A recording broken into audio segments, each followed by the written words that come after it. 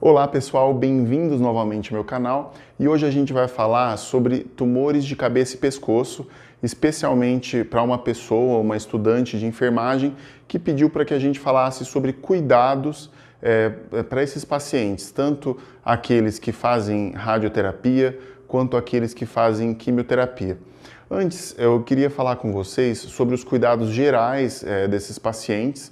A gente sabe que a maior causa dos tumores de cabeça e pescoço ainda são tabagismo, o fumo, o hábito de fumar, e o etilismo, o uso abusivo de álcool. Então, esses dois hábitos devem ser extintos, A gente deve ter um programa para que essas pessoas parem de utilizar essas substâncias e depois disso também tentar fazer com que essas pessoas voltem a ter hábitos saudáveis de vida, principalmente hábitos alimentares, porque durante o tratamento a gente vai ter um problema relacionado à própria quimioterapia, a própria radioterapia. A gente vai falar um pouquinho sobre isso nesse vídeo.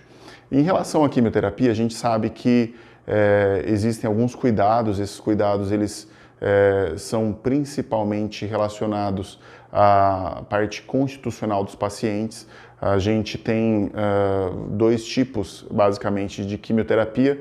Um é a quimioterapia com drogas mais potentes, e a ideia dela é induzir a diminuição do tumor. Nesse caso, a gente não faz a quimioterapia para tratar o paciente de maneira radical. A gente faz a quimioterapia neoadjuvante, ou seja, prévia à cirurgia ou à radioterapia.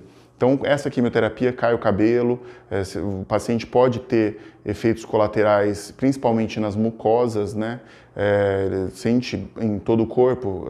Um dos principais efeitos por conta disso é o cansaço, mas também nas mucosas, principalmente mucosa oral, a mucosa retal e anal, podem ter muitos sintomas relacionados a esse tratamento, porque elas são mucosas de alto turnover celular, ou seja, as células se multiplicam mais rápido, então elas sentem mais o peso da quimioterapia. Ela é utilizada para aqueles tumores bulk, ou seja, aqueles tumores maiores. Então a gente faz o tratamento pensando em diminuir o tumor e também diminuir os linfonodos que porventura estejam acometidos. Quando o linfonodo é muito grande, a gente prefere fazer essa quimioterapia para ter uma adição dela com a radioterapia posteriormente, Então, já entrando na minha área, que é a radioterapia, a gente pode fazer ela isoladamente.